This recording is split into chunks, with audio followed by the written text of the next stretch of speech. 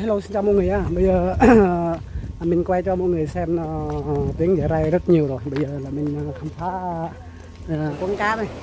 Cái này nè. Đây là lần đầu tiên mình xuống Yammer bắt cá. Cá có không chả biết.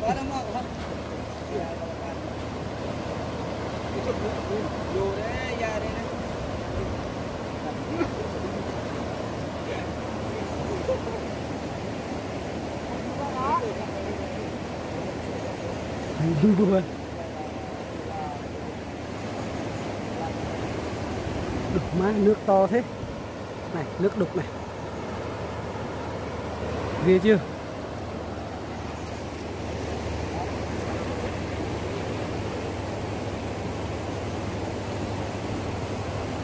Con là có con.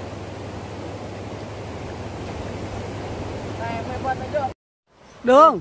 Trời ơi, được con à? Được con nhỏ à? Đây là cả nhà. Đang chín chân mà. Đây, nước đục quá.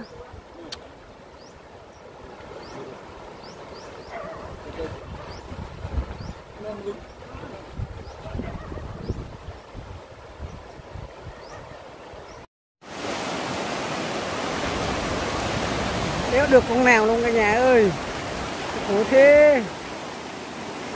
Khổ thế.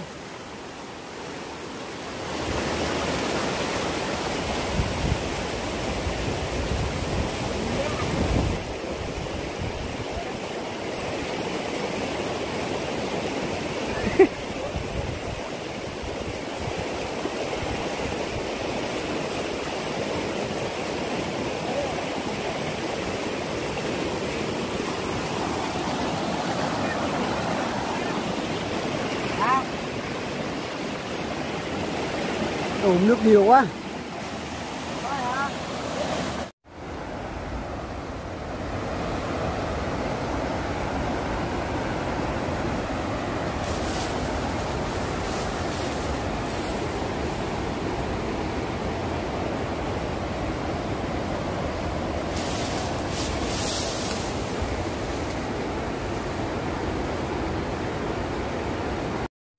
Hello, xin chào cả nhà nhá. Bây giờ mình đi theo mấy anh này đi kích cá này, là khám phá được mấy cây chuối độc thân đây này cả nhà.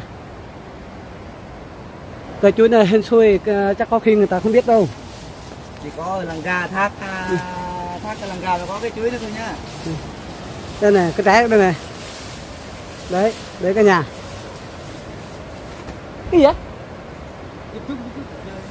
Cái dươi à? Ô, đồ một con dươi ăn đây à? Đây là cả nhà này, đồ hoa rất đẹp. Đây là lần đầu tiên mình nhìn thấy được cái chuối đây này. Cái chuối này không ăn được ạ. Đấy, đẹp chưa cả nhà? Đấy, đây là không phải là bộ video ảo đâu nha cả nhà ơi, là sự thật đó. Đây là cây đây này, cây nó khác lạ với cây chuối mình bình thường này. Đấy. Cái đám này toàn là cái cây chuối độc thân hết đây này. Đây là lần đầu tiên thật mình thấy được cái chuối này, kỳ lạ lắm. Quên hả? Hello, chào cả nhà nha. Bây giờ cây chuối này, đây, cây chuối độc thân. Con quên đây. Đây này, đúng kỳ lạ chưa? Đủ mây lớp luôn. Đấy, hoa rất đẹp này cả nhà. Đây, cũng bè luôn. Bè luôn đi. Đấy, được không? Về nhà ăn được mà. Được hả? Được. Đây là lần đầu tiên mình thấy được cây chuối này. Cái gì vậy?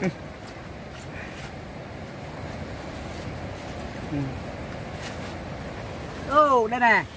Hoa đẹp thế. Đây này, đây là cái nhà. Hello, xin chào nhá. Nếu video hay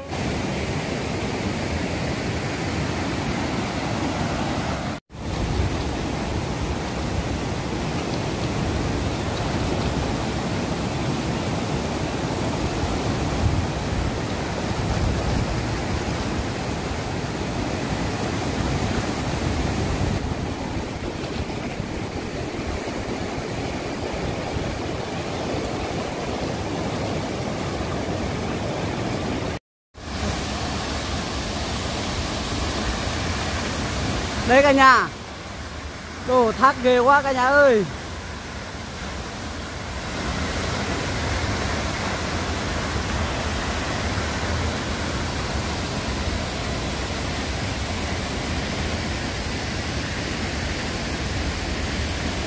Thác xá cái bong nha.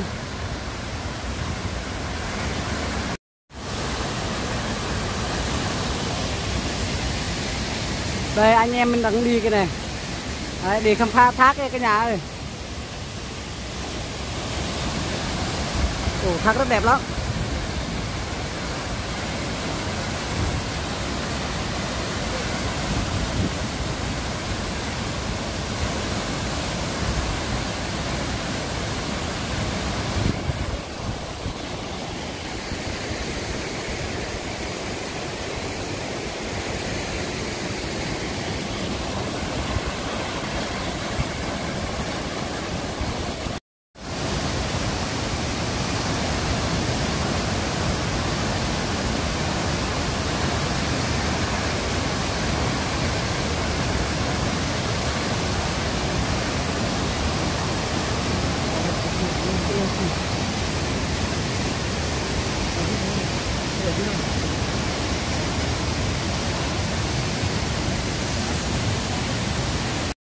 Chuối độc thân nha cả nhà nha.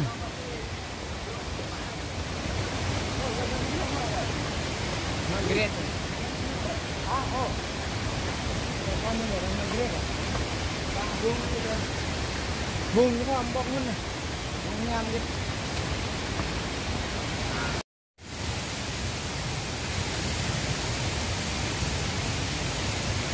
Chuối đã ăn được không?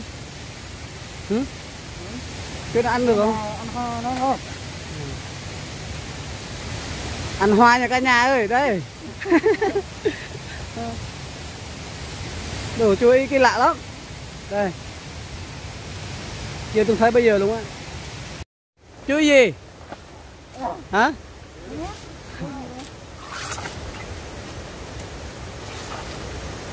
Trái nó ăn không được phải không? Cái hạt nó thôi. Mất bộ.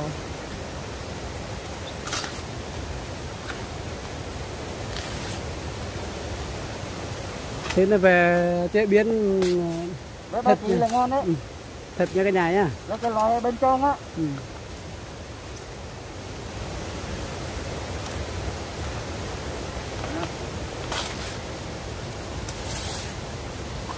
Đủ mà cái đường này này. Đi khám phá cái đường này chết ngắt rồi. Đấy. Do người ta đi lính ạ. Không? Ôi giời vất vả thế. Nhưng mà sở thích, đam mê.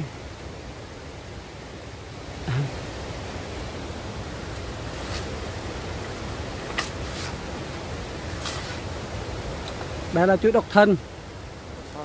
Cái này một cái thôi. Một cây thôi. Một cây thôi nó sinh sản được.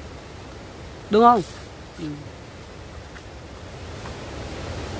Nhưng mà đây là lần đầu tiên thấy được cái chuối kỳ lạ đấy. Đây là lá đây này. Lá cũng giống lá chuối bình thường nhưng mà cái trái nó không ăn được ạ. Rồi, quay qua bên kia này. Thế nào? Quay xong rồi. Đây cả nhà, đủ. Anh em mình xuống dưới kia, bây giờ lên lại ôi mệt quá. Đây.